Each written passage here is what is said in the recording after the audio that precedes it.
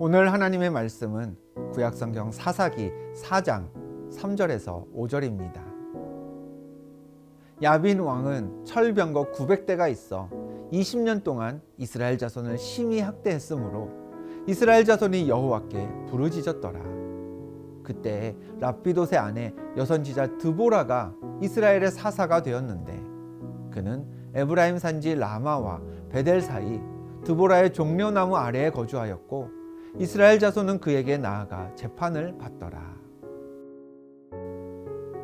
사사기에 등장하는 사사는 이스라엘이 외세에 의해 어려움에 놓였을 때 이스라엘을 곤경에서 구했던 군사적, 정치적 리더를 뜻합니다. 사사기에는 이방 민족과의 전투를 승리로 이끈 여러 사람들이 등장합니다. 오늘 말씀의 주인공 드보라도 그중 한 명입니다. 본문은 이렇게 시작합니다. 야빈 왕은 철병거 900대가 있어 20년 동안 이스라엘 자손을 심히 학대했으므로 이스라엘 자손이 여호와께 부르짖었더라. 가나안 왕 야빈이 20년 동안 이스라엘 자손을 학대했습니다. 한 해, 두 해도 아니고 20년이라는 긴 시간 괴롭힘을 더는 버틸 수 없었던 이스라엘은 하나님께 부르짖었습니다. 그런 이스라엘에게 하나님이 제시하신 해법이 본문 4절에 기록되어 있습니다. 그때 랍비돗의 아내 여선지자 드보라가 이스라엘의 사사가 되었는데 이스라엘의 부르심에 응답하시기 위해 하나님은 드보라라는 인물을 리더로 세우셨습니다. 그런데 사사 드보라를 성경이 무엇이라 설명하고 있나요? 랍비돗의 아내 여선지자 드보라라고 했습니다. 지금 나라가 이방 민족의 괴롭힘으로 힘든 상황입니다. 당장 전투를 해야 하는 게 리더의 역할이었습니다. 그런데 하나님이 세우신 인물은 일단 전쟁에 유리해 보이는 남성이 아니라 여성이었습니다.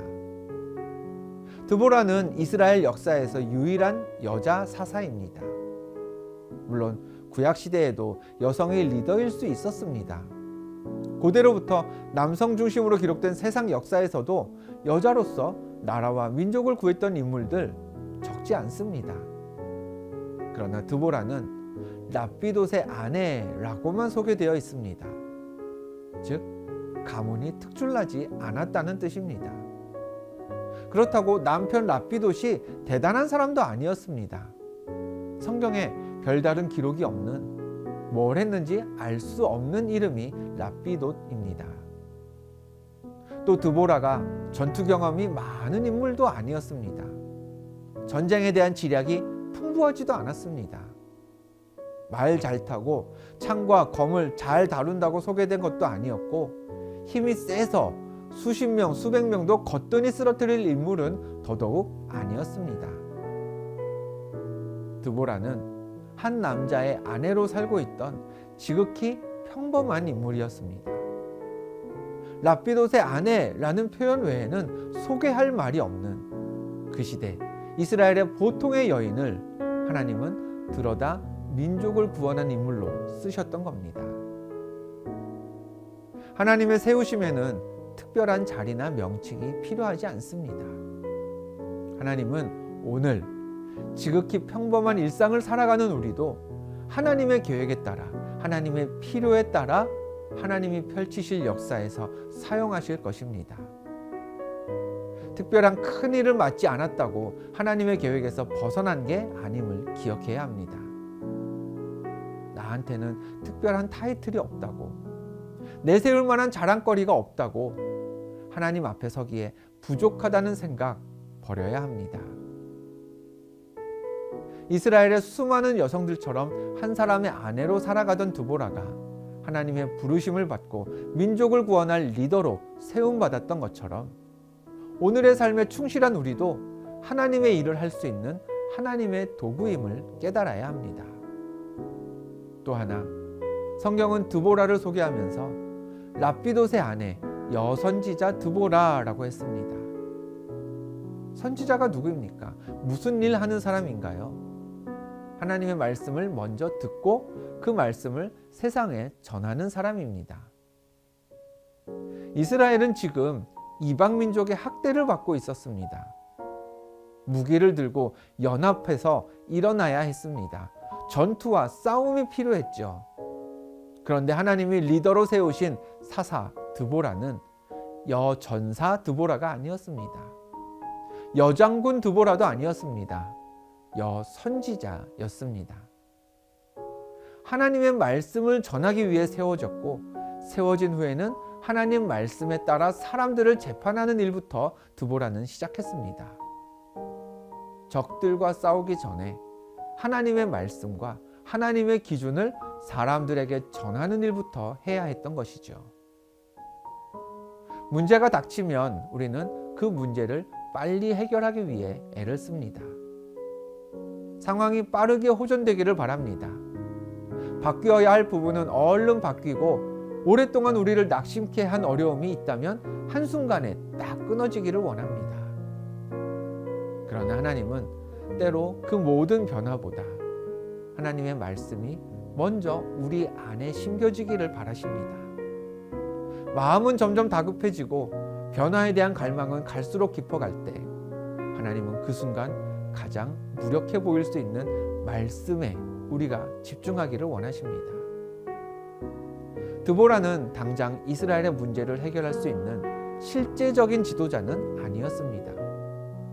한 사람의 아내로 일상을 살아가던 평범한 사람이었고, 장군이나 전사가 아니라 말씀을 전하는 선지자였습니다.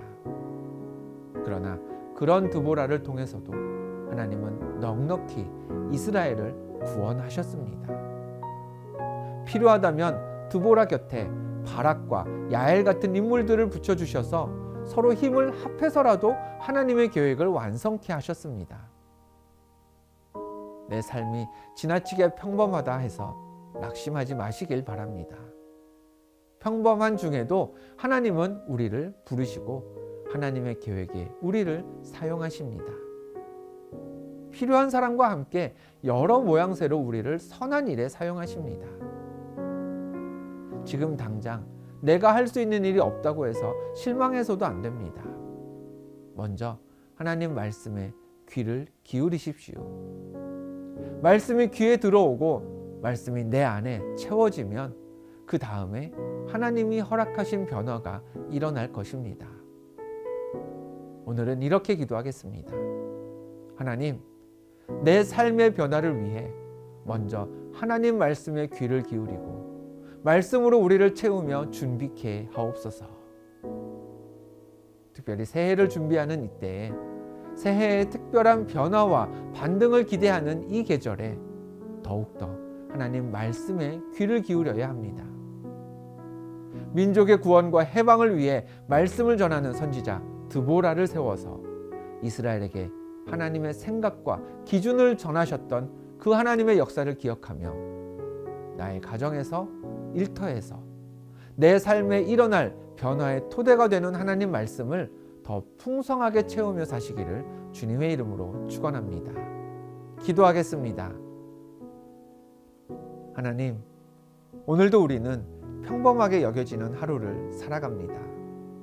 그러나 평범함 속에서도 일하시는 하나님을 신뢰합니다. 지금 빨리 필요한 변화들도 있지만 조급함은 버리고 하나님 말씀에 더 귀를 기울이며 오늘을 살게 하옵소서. 예수 그리스도의 이름으로 기도합니다. 아멘.